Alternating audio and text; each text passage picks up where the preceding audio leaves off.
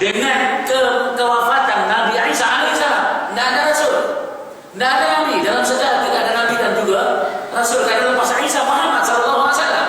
Dan para sejarawan menyatakan keadaan semasa itu nama dia zaman fatrah, zaman tidak ada nabi dan rasul.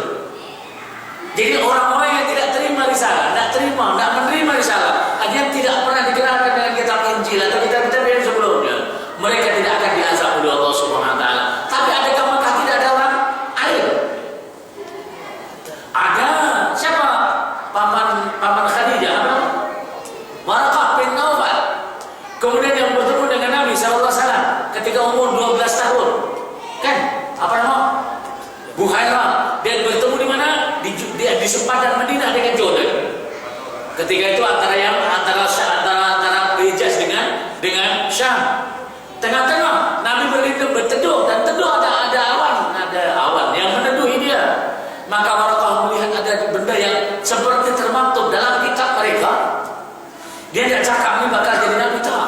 Cuma ini anak kamu saudara. Iya, dia kata Abu Talib. Anak betul atau anak saudara? Dia bilang anak saudara saya. Anak saudara saya. Kalau begitu saya nasihat. Anak kamu bawa balik ke Mekah. Kenapa? Anaknya akan difitnahkan. Dia tidak kata anaknya akan jadi Nabi. Karena belum dilantik jadi Nabi. Cuma Buhairah tadi melihat dalam kitab mereka ada tanda-tanda nubuwah. Dibuka dia apa nama? Ini apa namanya? Singkap. Belikan ke singkap. Apalah cikgu. Cepat ini apa namanya? Ini belikan ke singkap. Ini bahu, sini bahu, sini. Belikan. Dibelikannya ada tanda nubuwah. Dibuka oleh Buhairah, maka saudara bawa balik anaknya. Kenapa? Orang-orang Yahudi di Syam akan memfitnahkan dia. Hanya kata begitu. Tidak dikata anak ini akan jadi Nabi. Kenapa? Belum Nabi, kenapa yang belum muncul? Cuma tanda-tanda yang ada dalam ayat surah-surah mereka atau kitab-kitab mereka sudah ada. Bahasanya masih ada orang-orang yang menyampaikan risalah. Abu Talib pun dia menerima juga mendengar berita-berita bahwa ada kebaikan atau kitab-kitab yang dibacakan sebelumnya. Itu yang Nabi kata, ayahku di neraka. Ada orang mengamuk, kejam betul, kamu tidak sayang Nabi, bapaknya di neraka. Yang kata Nabi sendiri. Kalau Nabi tidak kata, kita cakap ibu ayah Nabi dalam neraka, memang hebat lagi tadi. Yang orang kata cinta betul Nabi itu yang sampai mencari mana kubur bapaknya Nabi, mana kubur ibunya Nabi, dicari, dicium-cium batunya. Allah, cara begitu ke cinta Nabi? Nah, cara cinta Nabi adalah qul in kuntum tuhibbunallah fattabi'uni, ikuti aku. Kalau kamu ingin mencintai Allah, ikuti aku. Yuhibbukum Allah wa yaghfir lakum. Allah akan sayang kepada kamu. Wa yaghfir lakum, dan Allah akan ampunkan kamu. Ini mengikuti milah Muhammad, mengikuti sunnah Muhammad, itu cinta kita kepada Muhammad. Bukan cinta itu cium-cium kuburnya, tak. Atau cium bekas-bekas yang dicium oleh Muhammad, tak. Karena Umar bin Khattab, kita tahu Umar bin Khattab orang yang tegas dalam kesyirikan, dia tegas betul. Kenapa? Pokok Ridwan ditebang. Dan dia ketika mau cium Hajar Aswad, dia ajak cakap ke Hajar Aswad. Bercakap pun dia tidak ada mulut pun. Wahai batu, dia betul, wahai batu, kalau andai Nabi tidak mencium kamu, aku sorry, tidak cium. Baru saya mencium ini pun. Tapi disebut karena Nabi mencium itu jadi ta'abudi. Ta'abudi itu ibadah. Kenapa? Apa yang dibuat Nabi salah satu ibadah. Maka mencium batu Hajar Aswad itu ibadah, bukan cium kubur. Ini mana-mana kubur dicium, mana-mana desa dicium. Dicium lagi. Allahumma sholli ala Muhammad. Allahumma sholli. Astagfirullah. Terlebih itu beragama yang berlebih-lebih. Sedangkan Nabi tidak ajar seperti yang demikian. Contoh yang berkata Allah Taala. Itulah sedikit berkenaan penutup. Penutup tentang surah yang terakhir pada surah At-Takatsur. Tsumma latus'alunna yauma idzin 'anil na'im. Pada hari ketiga itu kamu semua akan diminta tanggung jawab, akan satunya akan setiap satu nikmat yang diberikan Allah akan diberi. Hatta Nabi yang cerita tadi, sehingga kita keluar karena lapar, orang bagi makanan, orang bagi ini, bukan kita yang cari, orang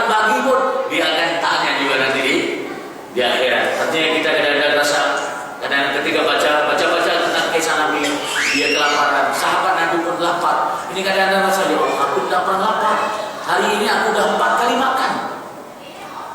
Kadang-kadang malu dengan keadaan. Zaman tuh Nabi SAW ada kadang-kadang makan? Ada. Abu Bakar orang kaya, Umar orang kaya. Tapi kebetulan hari itu dia keluar rumah karena tidak ada makanan. Dia lapar. Dan Nabi lapar, sahabat bertiga ini lapar, dia cari mana, katalah kan kami bertiga, saya sahabat Sasukri lapar, carilah mana-mana orang yang ada asap, ya kan? Assalamualaikum, waalaikumsalam. Kalau tengok kita di puncak, kasihan Ustaz ini belum makan, memang kami belum makan. Oh, contohnya masuk, artinya kalau kita dijemput masuk dan dikasih makan, makanan yang dikasih itu pun disebut oleh Nabi akan ditanya oleh Allah. Apalagi yang kamu dapat, apalagi yang kamu cari, semua itu akan ditanya dia dari Allah SWT. Itu berat tanggung jawab orang yang diberikan. Masuk pada surah Al-Asri. Surah Al-Asri. Surah Al-Asri. Al-Asri atau Al-Asri? Surah Al-Asri. Kita baca dulu sama-sama.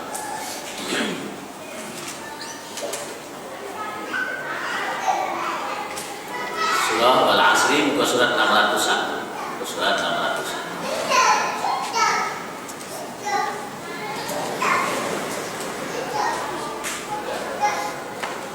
A'udzu billahi minasyaitonir rajim. Bismillahirrahmanirrahim. Wal 'ashr. Sama-sama. Innal insana lafi khusr illa alladhina amanu wa 'amilus solihati wa tawassaw bil haqq wa tawassaw bis sabr. Tiga ya. Siapa yang terjemah dulu?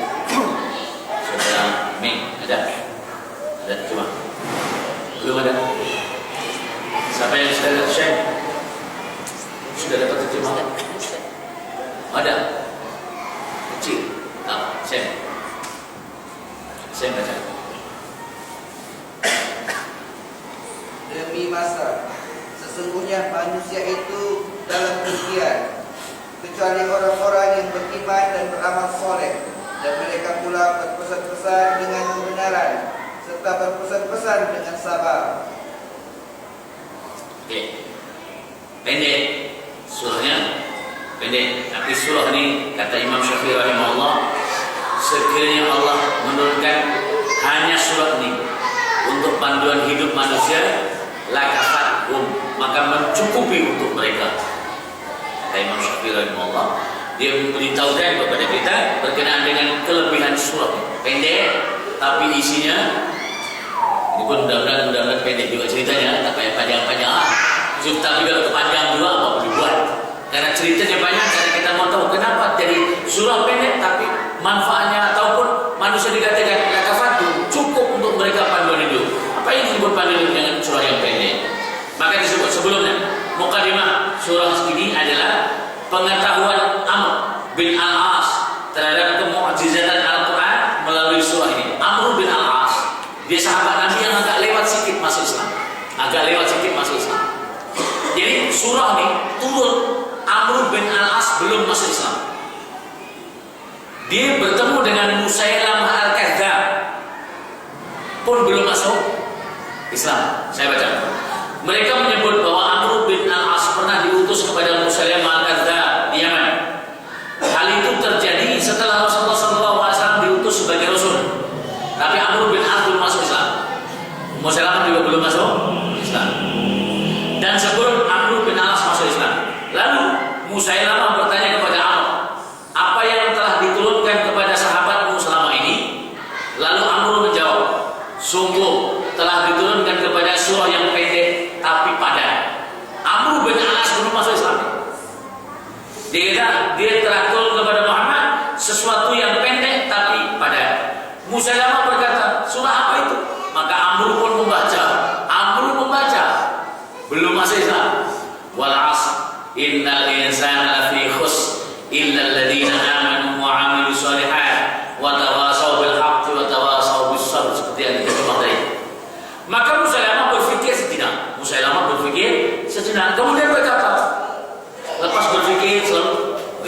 jam semata siap. Telah diturunkan padaku juga surah yang seperti tersebut. Selama kan yang mengaku Nabi selepas Nabi wafat, dia kan telah turun juga surah yang seperti itu kepada saya pada selepasnya. Maka Amr bin Alas tanya kepadanya, apa surah apa itu?